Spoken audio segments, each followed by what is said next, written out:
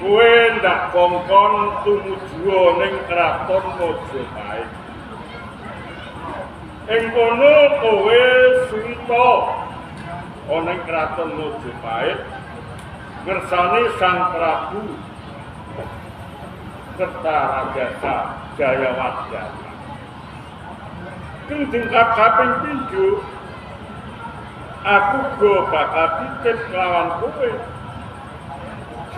Iki kahananing pusaka Kiai Kolonajah kang wis sawetara Ikianis saka Lantan Gedung Pusaka ing Kraton Majapahit.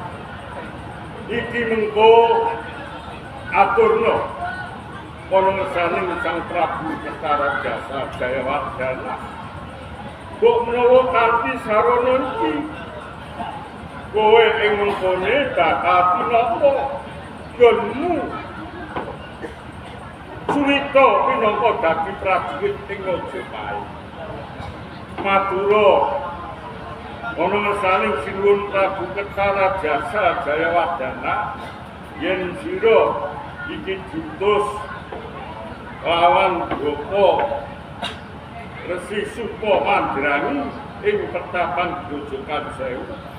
Ning aja kowe ngaku yen kowe anak mantuku. Kowe kudu ngaku yen kowe murid. Sedaya pangapunten panjenengan kaliyan kula bakal swita wonten ing Kraton Majapahit kaliyan miwanaki sapa sadurunge budal kowe ya pamit lawan bojomu sira Bohati. Ngono, pamit.